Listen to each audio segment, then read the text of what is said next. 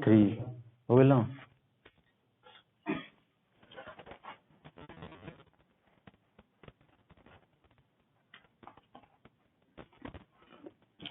तो हम class 10th के चैप्टर 10th लाइट की बात कर रहे थे।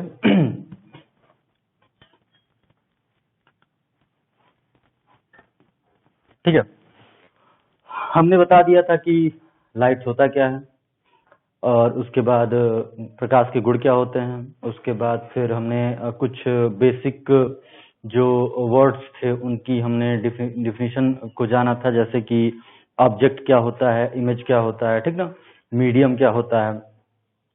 तो हमने ये सब कल कर लिया था। आज हम और उसके बाद हमने लॉज ऑफ रिफ्लेक्शन की बात कर ली थी, प्रकाश के परावर्तन का नियम। तो हमने पढ़ा था कि उसमें 2 नियम होते हैं, ठीक है, वो दोनों नियम हमने देख लिए थे। उसके बाद हमने जो है कि जो परिभाषाएं थी जो कि बहुत ही बेसिक हैं, आधारभूत हैं, लेकिन उसको जानना आवश्यक भी है क्योंकि वहां से कुछ टर्म्स क्लियर होते हैं। जैसे मैंने कल बताया था इमेज फॉर्मेशन, ठीक है, मैंने प्रतिबिंब की परिभाषा जब मैं बता रहा था तो उसमें मैंने बताया था आपको कि प्रतिबिंब बनता कब है, ठीक ना। तो उसमें बताया था कि जब 2 या 2 से अधिक किरणें परावर्तित या अपवर्तित होकर एक दूसरे को काटती हैं तो प्रतिबिंब बनता है। जहां पर काटती हैं वहीं प्रतिबिंब बनेगा। तो ये समझने वाली बात हो गई कि 2 परावर्तित मतलब 2 किरण आ रही हैं, अब वो टकराएंगी। अब वो किससे टकराएंगी, या तो लेंस होगा या दर्पण होगा, उससे टकराएंगी। लेंस से टकराएंगी तो अपवर्तन की घटना होगी, और अगर दर्पण से टकराएंगी तो परावर्तन की घटना होगी। तो अपवर्तन या परावर्तन के पश्चात 2 किरणें जहां पर काटेंगी तो फिर जहां पर काटेंगी वहीं पर इमेज बनेगा। जब हम फॉर्मेशन ऑफ इमेज पढ़ेंगे and rule for formation of image पढ़ेंगे तो उसमें हम देखेंगे, ठीक ना, कि कौन सी किरण कहां से जाएगी, तो परावर्तित होने के बाद कहां से निकलेगी, कहां काटेगी, तो ये सब कुछ हम देखेंगे।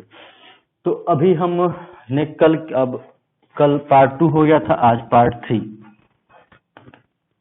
ठीक। उसके बाद अब हम बात करते हैं, ठीक है, कल से आगे आज बात करते हैं। तो आज हम बात करेंगे सिंपल मिरर के बारे में, ठीक है।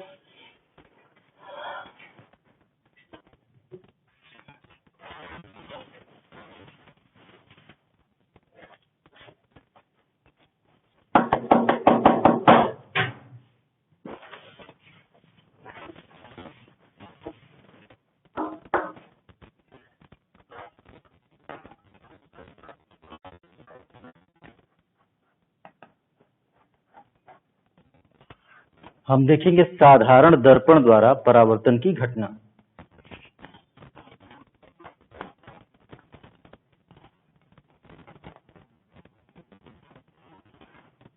आपके पास एक समतल पारदर्शी कांच है। समतल पारदर्शी कांच का मतलब एक कांच है तो पारदर्शी होगा, और वो कैसा है, समतल है, ऐसा है,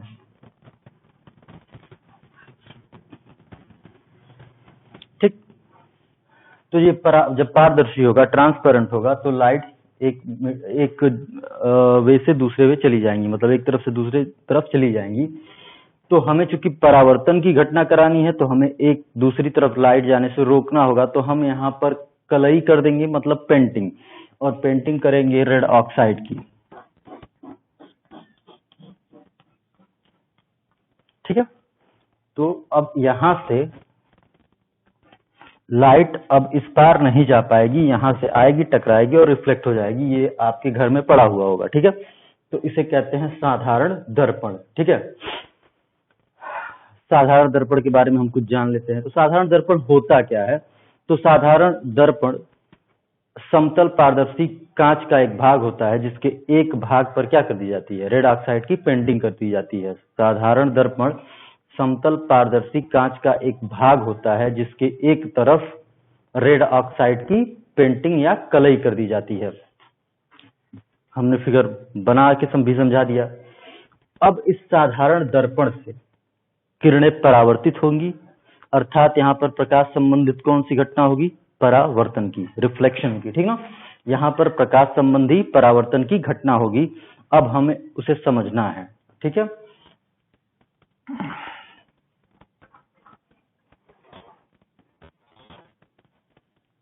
ये आपका कांच है, सॉरी सिंपल मिरर है, और यहाँ पर हमने रखा हुआ है ऑब्जेक्ट।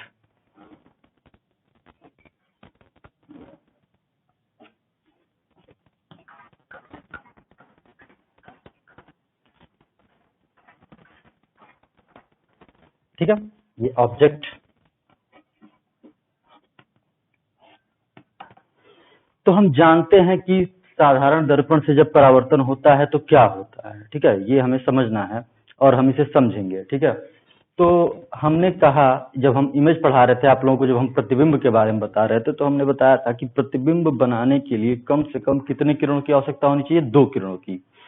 प्रतिबिंब बनाने के लिए कम से कम 2 किरणें चाहिए। ठीक है, तो हम 2 किरणें ले लेते हैं। एक मान लीजिए सीधा जा रहा है और एक ऐसे जा रहा है। 2 ही किरणें नहीं जाएंगी, किरणें अनंत जाएंगी। ठीक ना, इनफाइनाइट। हमने ऑब्जेक्ट की परिभाषा बताते हुए कहा था कि ऑप्टिक्स में ऑब्जेक्ट हमारे लिए वो होता है जिससे प्रकाश किरणें जाती हैं। तो यहाँ से प्रकाश किरणें जा रही हैं, तो ये हमारे लिए ऑब्जेक्ट है। कम से कम प्रतिबिंब बनाने के लिए कम से कम 2 किरणें चाहिए, तो हमने 2 किरणें ले ली। हम चाहें तो 3, 4, 5 या 1000 किरणें लें, तो हमारा प्रतिबिंब वैसा ही बनेगा जैसा 2 किरणों से बन रहा है। ठीक है, तो हमने आपको परावर्तन के नियम में बताया था दूसरा नियम कि आपतन कोण और परावर्तन कोण सदैव एक बराबर होते हैं, उसका उपयोग यहाँ किया जाएगा। ठीक है, एक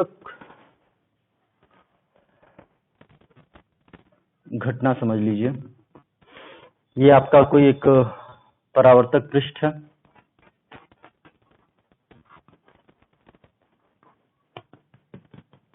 ये आपतित किरण है। ठीक है, तो ये आपतित किरण आएगी, परावर्तक पृष्ठ से टकराएगी और वापस लौट जाएगी। ठीक ना, तो ये परावर्तन की घटना हो गई। ये आपका आई होता था और ये आपका आर। ठीक है, तो ये वाली घटना यहाँ होगी, हम अभी समझेंगे कैसे। एक और बात समझिए कि जैसे जैसे आप आई का मान देखिए, आई कहाँ से लिया जा रहा है? आई लिया जा रहा है अभिलंब से। कोण कहाँ से मापा जा रहा है? अभिलंब से। तो जैसे जैसे आप अभिलंब से बनते हुए कोण, अर्थात इस कोण को हम कहते हैं आपतन कोण की वैल्यू घटाते जाएंगे, वैसे वैसे परावर्तन कोण की भी वैल्यू क्या होती जाएगी? घटती जाएगी, क्योंकि आपतन कोण सदैव परावर्तन कोण के बराबर होता है। तो अगर आपतन कोण की वैल्यू घटा रहे हैं तो परावर्तन कोण की वैल्यू भी घटेगी। अर्थात अगर I इक्वल टू 0 हो जाए तो R इज इक्वल टू क्या हो जाएगा? 0 डिग्री। ठीक ना, अगर I 0 हो जाए तो R भी 0 हो जाएगा। ये कंडीशन कब होगा? इसमें कुछ फिगर ऐसा बनेगा।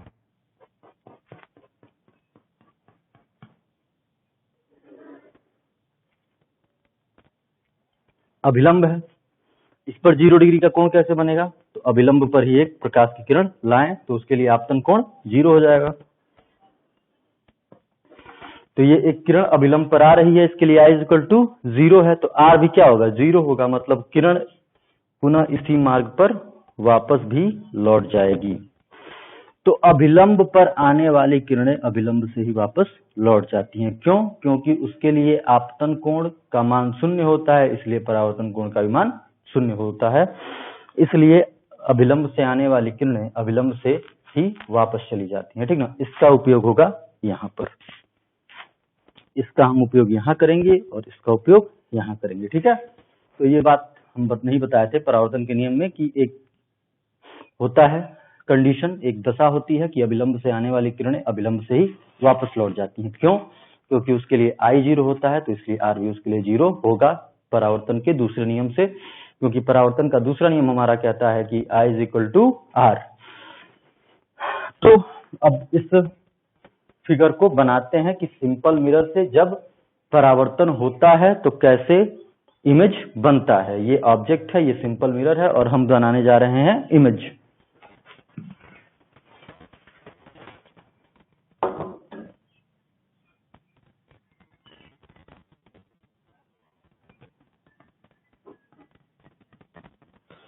तो इस किरण के लिए ये आपतन बिंदु होगा, क्योंकि किरण वहां पर आपतित हो रही है, तो यहां पर हम एक अभिलंब खींच देंगे। ठीक है, और इस किरण के लिए अभिलंब यही होगा, क्योंकि ये कहाँ जा रहा है 90 डिग्री पर, तो इससे जाने वाली किरणें इसी मार्ग पर परावर्तित हो जाएंगी। इससे जाने वाली किरण ये आई है, तो इतना ही बराबर कोण बनाते हुए यहां से परावर्तित हो जाएगी।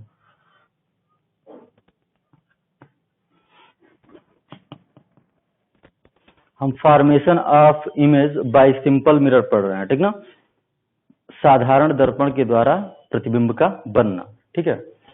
तो एक किरण ये निकल गई और एक किरण ये निकल गई। अगर हम इधर की बात करें, दर्पण के सामने की बात करें, तो ये किरणें कहीं भी एक दूसरे को काटेंगी नहीं, क्योंकि ये कैसी हैं, फैलती हुई किरणें हैं, और फैलती हुई किरणें एक दूसरे को कभी काटती नहीं है, ठीक है। तो काटेंगी कैसे, तो हम इन्हें पीछे बढ़ाएंगे।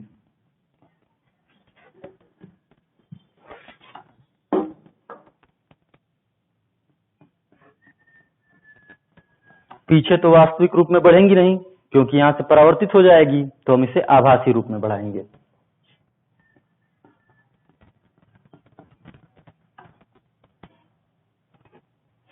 तो ये इसका प्रतिबिंब यहां बनेगा। जब मैं प्रतिबिंब पढ़ाया था कल आपको, तो मैंने बताया था कि प्रतिबिंब बनने के लिए कंडीशन ये होती है कि दो किरणें आपतन या परावर्तन के बाद एक दूसरे को काटनी चाहिए। तो ये किरणें परावर्तित हो गई, हम परावर्तित किरणों की सहायता से बना रहे हैं। एक किरण इधर निकल गई, एक किरण सीधे, तो इस किरण को हम पीछे ले गए और इस किरण को हम पीछे ले गए, और ये एक दूसरे को जहां पर काटेंगी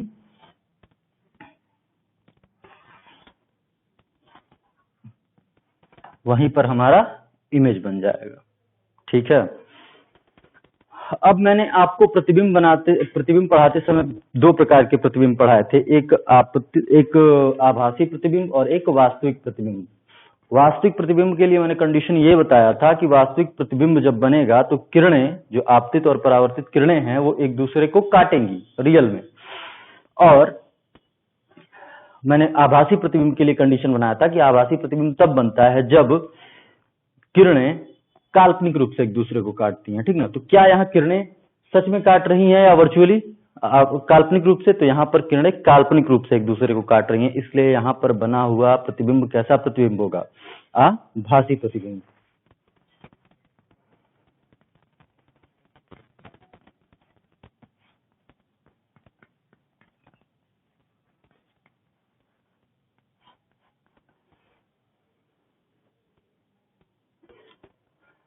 पता चला आभासी प्रतिबिंब।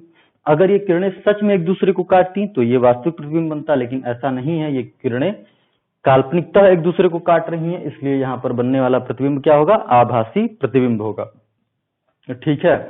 तो सिंपल मिरर मतलब कि आपके घर में जो साधारण दर्पण है उसके सामने जब आप खड़े हो रहे हैं तो आपका प्रतिबिंब बन रहा है। तो वो प्रतिबिंब कैसा बन रहा है? आभासी, वो वास्तविक नहीं बन रहा है, आप उसे पर्दे पर प्राप्त नहीं कर सकते हैं, ठीक है। तो वो प्रतिबिंब आभासी बन रहा है, और वहां जो फिनोमिना हो रहा है, वहां जो प्रोसेस हो रहा है, वहां जो प्रक्रिया घटित हो रही है प्रकाश संबंधी, वो ये हो रही है।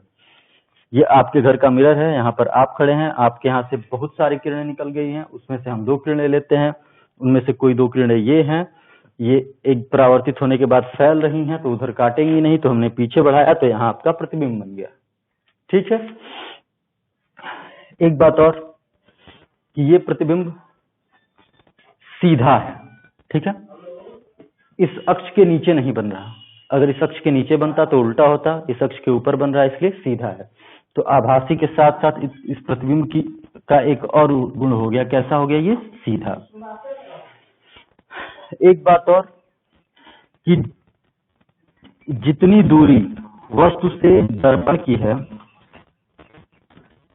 उतनी ही दूरी दर्पण से प्रतिबिंब की है। आपको हम आगे बताएंगे कि दर्पण से वस्तु की दूरी को हम u से डिनोट करते हैं, u से प्रदर्शित करते हैं, जबकि दर्पण से हम प्रतिबिंब की दूरी को v से डिनोट करते हैं, ठीक है। तो एक और गुण कि u बराबर v, मतलब दर्पण से वस्तु की दूरी बराबर होगी दर्पण से प्रतिबिंब की दूरी। तो ये होता है सिंपल मिरर, अर्थात साधारण दर्पण द्वारा इमेज फॉर्मेशन, प्रतिबिंब का बनना। एक बार फिर से समझ लीजिए, ये एक साधारण दर्पण है। साधारण दर्पण क्या होता है? तो मैंने बताया कि साधारण दर्पण एक पारदर्शी कांच का भाग होता है जिसके किसी एक तरफ रेड ऑक्साइड की पेंटिंग की जाती है, कलई की जाती है। ये आपका सिंपल मिरर हो गया, साधारण दर्पण। यहाँ पर हमने रखा ऑब्जेक्ट, वस्तु। वस्तु की परिभाषा में हमने बताया था कि वस्तु वो होता है जिससे प्रकाश की किरणें निकलती हों, चाहे वो प्रकाश की किरणें उसकी खुद की होंगी या दूसरे की होंगी। अगर उसकी खुद की हैं तो वो ल्यूमिनस सोर्स है, दीप्त वस्तु है। अगर उसकी खुद की नहीं है तो वो नॉन ल्यूमिनस है, अदीप्त वस्तु है। यहाँ से हम बहुत सारी किरणें निकलेंगी। आप ऐसा नहीं सोचेंगे कि केवल 2 किरणें निकलेंगी, बहुत सारी किरणें निकलेंगी। मैं एक और इमेज बना दूंगा अभी इसको जस्ट इरेज करने के बाद कि क्या होता है रियल। ठीक है, तो हमने केवल 2 किरणें लिया। प्रतिबिंब बनाने के लिए हमें कम से कम 2 किरणें चाहिए, तो हम 2 किरणें ले लिए।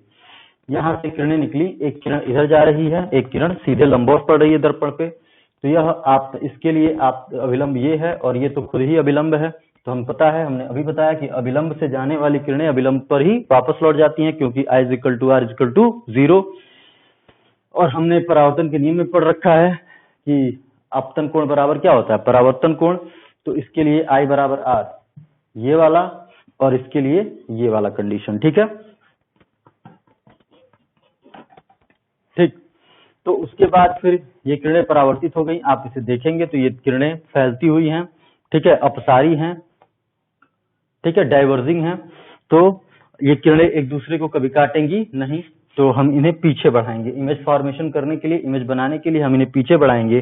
तो पीछे बढ़ाने पर ये यहाँ काट रही हैं। तो मैंने बताया कि किरणें, परावर्तित किरणें या अपवर्तित किरणें जहां काटती हैं वहां इमेज बनता है। तो यहाँ काट दी तो यहाँ इमेज बन गया। ये इमेज कैसा है, इसका नेचर क्या है, इसकी प्रॉपर्टीज क्या है? तो ये वर्चुअल है, इरेक्ट है, ठीक ना। और the distance between mirror to object is equal to distance between image mirror to image. मतलब कि दर्पण से वस्तु की दूरी दर्पण से प्रतिबिंब की दूरी के बराबर है। ठीक, तो ये होता है formation of image by simple mirror. ठीक है, आप इसको पॉज करके वीडियो ये फिगर बना लेंगे और मैंने जितना बोला उतना आप लिख लेंगे। ठीक ना, आप अपने किताब से भी पढ़ लेंगे। अब रियल में होता क्या है? यहाँ तो मैंने बस 2 किरणें ली। आप जब अपने मिरर के सामने खड़े होते हैं तो होता क्या है?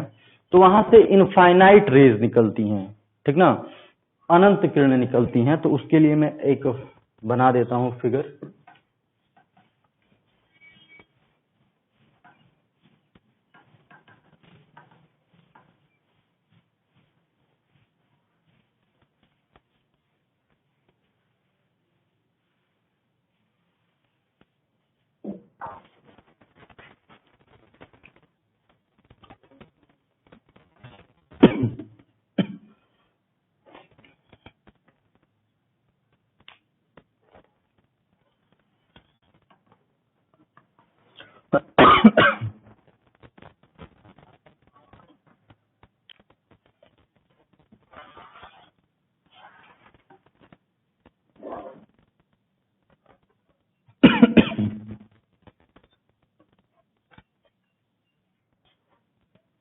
ये मिरर में भी सिंपल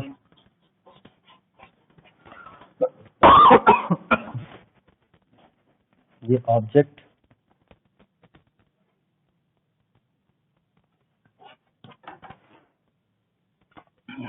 असल में हमने तो पिछले इमेज में केवल 2 किरणें ली, लेकिन रियल में होता क्या है कि यहाँ से इनफाइनाइट नंबर ऑफ रेज निकलती हैं। ठीक है, तो बहुत सारी रेज,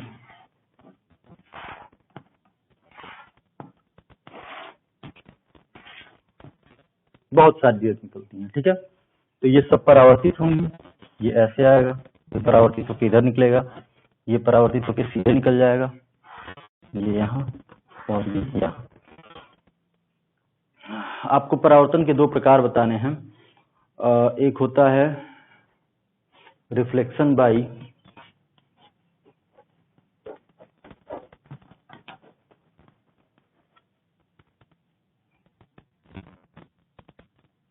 पॉलिश्ड सरफेस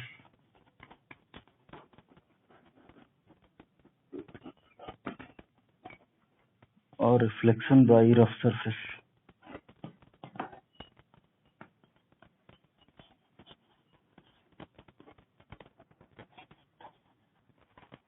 हिंदी में मुझे नहीं पता क्या कहते हैं, तो कल बता देंगे, ठीक है। रिफ्लेक्शन भी ये कोई बहुत जरूरी नहीं है जानना, अगर आप नहीं जानते हैं तो भी कोई दिक्कत नहीं है, ठीक ना। रिफ्लेक्शन बाय पॉलिश्ड सरफेस और रिफ्लेक्शन बाय रफ सरफेस, ठीक है, तो वो कल बता देंगे हम।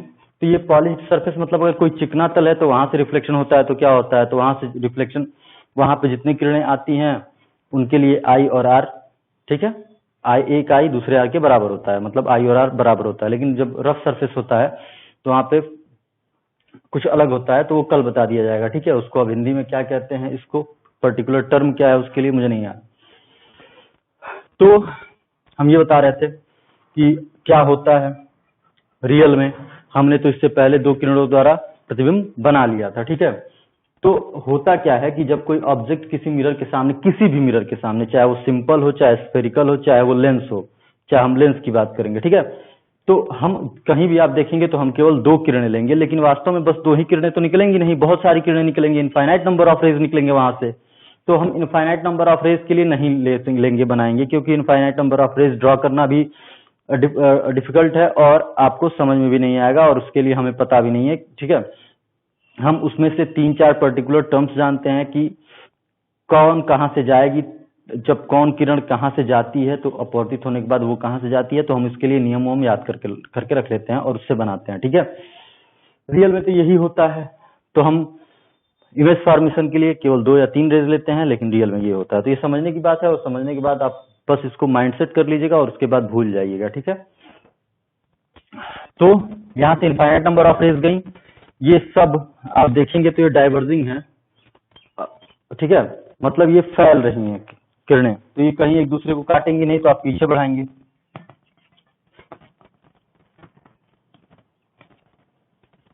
तो पीछे बढ़ाने पर ये एक ही जगह काटेंगी, एक ही पॉइंट पे काटेंगी, और जहां काटेंगी वहीं पर क्या आपका बन जाएगा, इमेज बन जाएगा। वहां भी वही होगा, इमेज सीधा होगा, ठीक है, आभासी होगा, क्योंकि रियल में तो काटेंगी नहीं, वर्चुअली काटेंगी, और उसके बाद जो ये यू है वो वी के बराबर होगा, ठीक है। तो ये रियल में होता है, जबकि हम ऐसे नहीं बनाते हैं, हम केवल 2 किरणों को लेकर बनाते हैं। अगर आ गया परीक्षा में बनाने का तो आप 2 किरणों से लेकर इमेज बना देंगे, ठीक है, और इससे पहले हमने वही बताया था। सिंपल मिरर की फोकस दूरी कितनी होती है, ठीक है, तो सिंपल मिरर की फोकस दूरी अनंत होती है, ठीक है। कैसे अनंत होती है हम आपको बाद में बता देंगे, ठीक ना। होता क्या है कि स्फेरिकल मिरर में जब हम आपको फोकस बिंदु और फोकस दूरी की परिभाषा बताएंगे, तो उसमें हम कहेंगे कि मुख्य अक्ष के समांतर चलने वाली किरणें, जब हम आपको गोलीय दर्पण पढ़ाएंगे तो उसमें हम आपको बताएंगे कि मुख्य अक्ष के समांतर चलने वाली किरणें परावर्तन के पश्चात एक दूसरे को जिस मुख्य अक्ष के जिस बिंदु पर काटती हैं उसे हम फोकस बिंदु कहते हैं, ठीक है। तो मुख्य अक्ष के समांतर चलने वाली किरणें, ठीक, तो मुख्य अक्ष के समांतर चलने वाली किरणें परावर्तन के पश्चात गोलीय दर्पण में मुख्य अक्ष के किसी न किसी बिंदु को काटती हैं, और जहां काटती हैं वो उसका फोकस बिंदु होता है, और वहां से ध्रुव की दूरी फोकस दूरी कहलाती है। यहां पर अगर आप देखें, ठीक है, तो ये अगर मिरर है और इसके समांतर कोई किरण आ रही है, तो आप देखेंगे कि ये अगर प्रिंसिपल एक्सिस की तरह ले लिया जाए, मुख्य अक्ष की तरह मान लिया जाए, तो ये उसे कहीं काट नहीं रही है, ठीक है, मतलब इसका फोकस कहाँ हो गया, अनंत, इसका फोकस कहाँ हो गया, अनंत हो गया, ठीक है। फिर एक और चीज बताई जाएगी कि फोकस दूरी वक्रता त्रिज्या की आधी होती है स्फेरिकल मिरर में, तो वक्रता त्रिज्या क्या होती है ये हम बताएंगे, तो वक्रता त्रिज्या क्या होती है तो ये बताया जाएगा, ठीक है। तो वहां पर भी आएगा कि सिंपल मिरर के लिए वक्रता त्रिज्या जो होती है वो इनफाइनाइट हो जाती है, तो इनफाइनाइट बाय 2 करेंगे तो आपका इनफाइनाइट आएगा, ठीक है। तो हम इतना जानते हैं कि सिंपल मिरर के लिए फोकस दूरी कितनी होती है, अनंत होती है, ठीक है, इनफाइनाइट होती है। और थोड़ा अभी नहीं समझ में आया होगा तो जब हम स्फेरिकल मिरर में जब फोकस बिंदु फोकस दूरी पढ़ाएंगे तो वहां पर आपको समझ में आ जाएगा, ठीक है, आप उसको कनेक्ट कर लीजिएगा यहाँ से।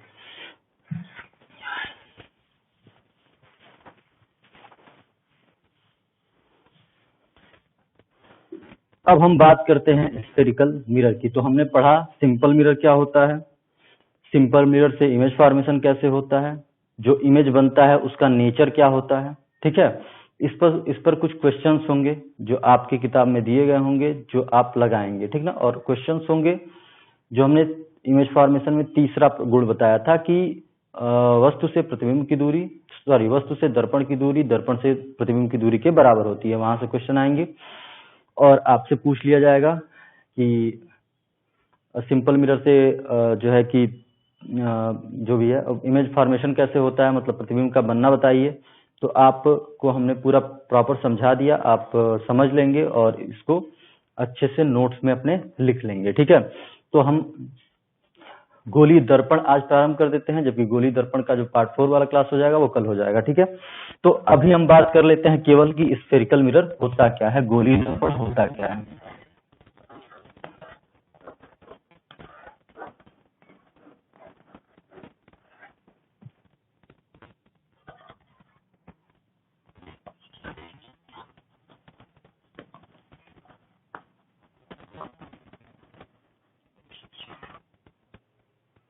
ठीक है, तो स्फेरिकल मिरर परिभाषा की बात करें तो दर्पण है अर्थात उसका एक भाग कलई किया गया होगा, दर्पण है तो अर्थात वहां से परावर्तन की घटना होगी। गोलीय है तो गोलीय है, स्फेरिकल है तो दर्पण कैसा होगा, गोल होगा, ठीक ना। तो उसको बनाने के लिए करेंगे क्या हम,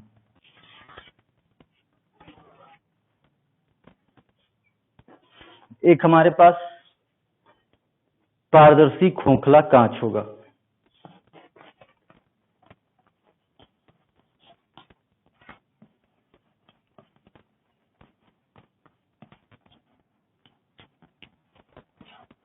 हॉलो ट्रांसपेरेंट ग्लास होगा, बीच से खोखला होगा। हम क्या करेंगे, इसको काट देंगे। तो अब जब काटने के बाद ये ऐसा बन के आएगा, ठीक है। उसके बाद हम क्या करेंगे कि इसके एक भाग पर कलई कर देंगे, पेंट कर देंगे रेड ऑक्साइड से। तो आप इधर कर सकते हो या आप इधर कर सकते हो। तो ये दो प्रकार के दर्पण निकल के आएंगे, इसे हम कहेंगे अवतल कॉनकेव और इसे कहेंगे उत्तल दर्पण कॉन्वेक्स। तो परिभाषा क्या होती है गोलीय दर्पण की, कि गोलीय दर्पण एक पारदर्शी खोखले कांच का भाग होता है जिसके एक भाग पर कलई की जाती है। अगर दर्पण के उभरे हुए भाग पर कलई की जाए तो ये अवतल दर्पण बन के निकल के आता है, और अगर दर्पण के दबे हुए भाग पर कलई की जाए तो ये उत्तल दर्पण निकल के आता है। तो ये अवतल और ये उत्तल। तो आज आप लोगों को जितना पढ़ाया गया उतना रिवाइज कर लीजिएगा, ठीक है, और बाकी बातें हम कल करेंगे।